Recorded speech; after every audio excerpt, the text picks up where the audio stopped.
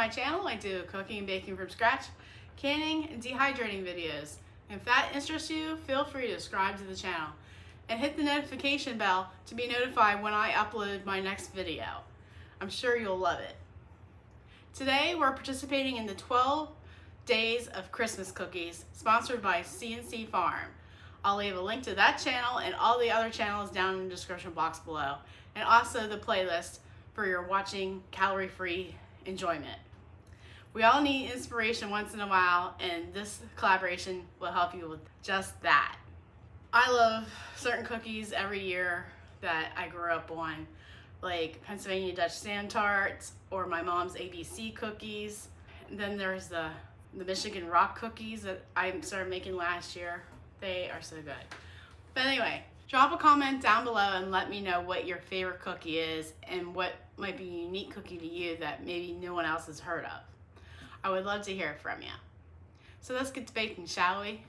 All right, for simple chocolate sugar cookies, we're gonna need 1.5 cups of flour, 3/4 cup of cocoa, a teaspoon of baking powder, 1/8 of a teaspoon of salt, 3/4 of a cup of unsalted butter at room temperature, softened, a cup of sugar, 1 large egg, and a teaspoon of pure vanilla. And look how empty my bottle is. We're gonna have to work on that. All right, the first step in making our chocolate sugar cookies, we're gonna add our baking soda and salt to our flour. Then we're gonna sift in our cocoa powder, just because cocoa is very lumpy. Now I just use a sieve and tap back and forth. As you can see, it's a lot of lumps. To make these cookies even easier, you can use refrigerated store-bought sugar cookie dough. Mix in a 1/4 cup of cocoa powder. All right. Then you want to whisk to combined. Then we're going to set this aside and bring in our stand mixer. Then we're going to add our butter to our mixer bowl.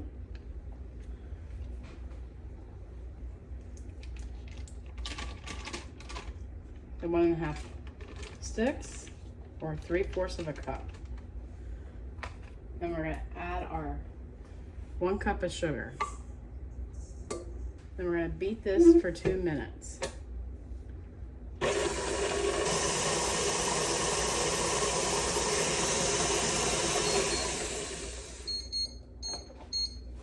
Then we're going to add our room temperature egg.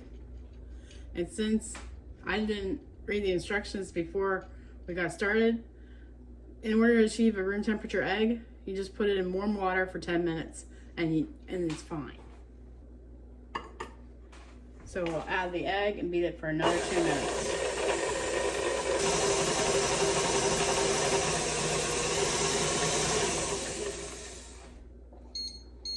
Then we're going to add our teaspoon of vanilla.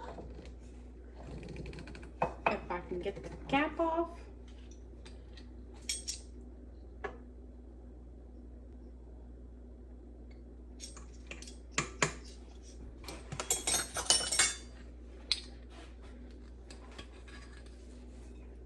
And we'll blend that 2 seconds.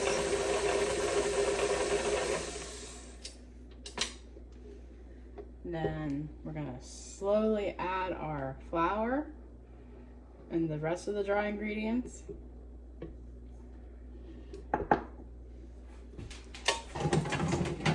I almost worried that I couldn't find the other part of this splash guard.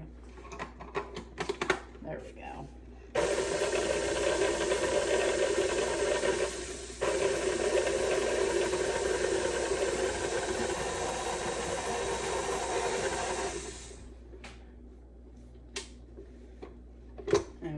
Keep adding more. This should make about 24 cookies. And they do freeze well. And you can also do these cookies with brownie mix. There has to be another one.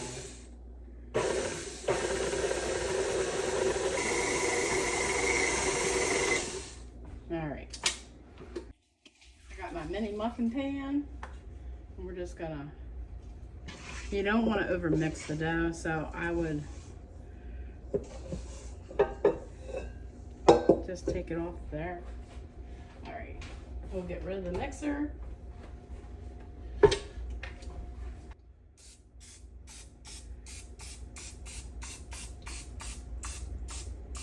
Grease the pan. I'm going to use my 1 tablespoon cookie scoop.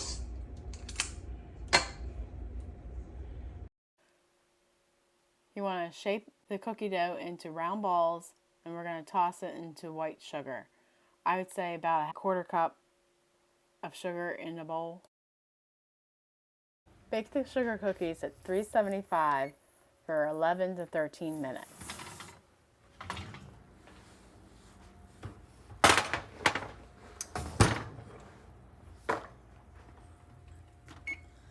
Alright, so before they cool completely, you want to tap a hole right here for your ganache to go in.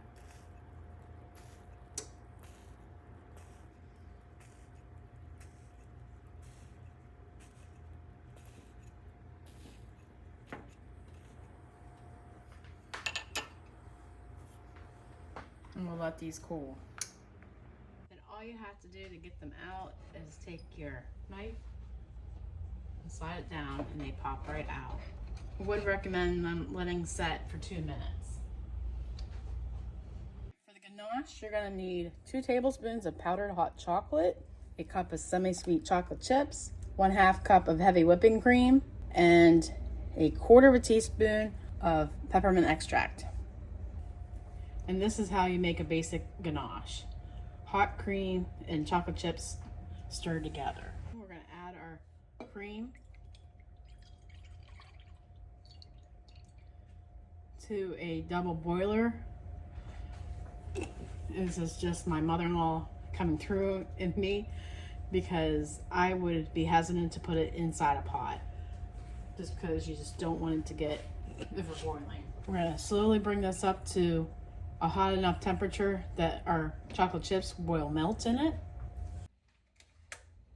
Alright, I've taken the bowl off the burner, and we're going to add our chocolate. We're going to let it sit for 3 minutes. Chocolate can be easily burned, and I've burnt my fair share of chocolate. So this is the best way to melt chocolate for ganache. Alright. And we're going to mix this together and add our 2 tablespoons of hot chocolate.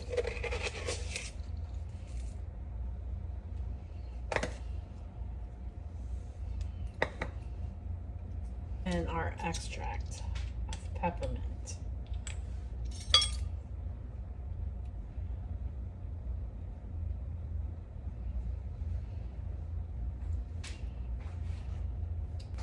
And we'll whisk that together.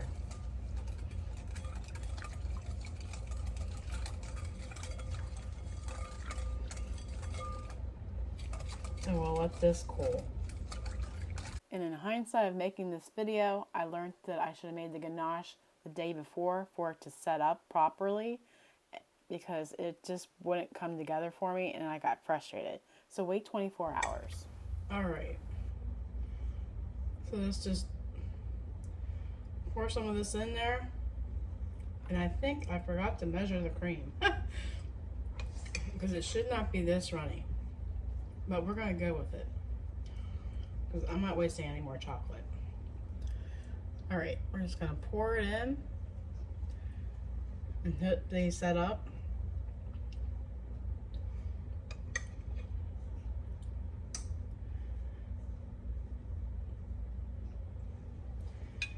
Then you want to top them with mini marshmallows.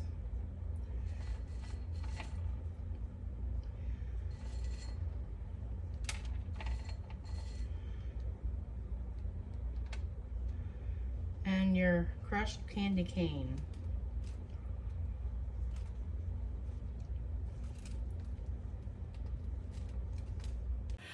Well, let's give it a taste test, shall we? Aren't they cute? Here's yours. And remember that ganache that was extra runny yesterday? Well, guess 19-degree weather helped last night. That's how cold it got last night before I got to bed. So we got chocolate and ganache that tastes like peppermint, and mini marshmallows and candy cane.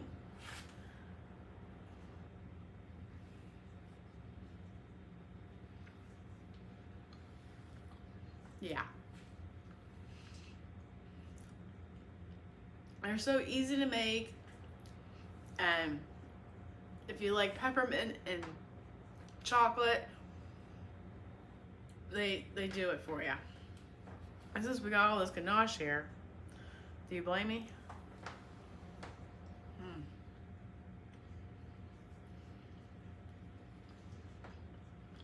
Yeah. Now remember that it's the holiday season. Go check on people that might not have anybody to check on them, because everybody matters every time of year. So if you have elderly neighbors or single folks next door, go knock on their door and offer them a kind gesture, whether it just be a plate of cookies or, you know, just hello. I think that would truly matter to somebody. Remember, God gave you a great day. Now go do something great.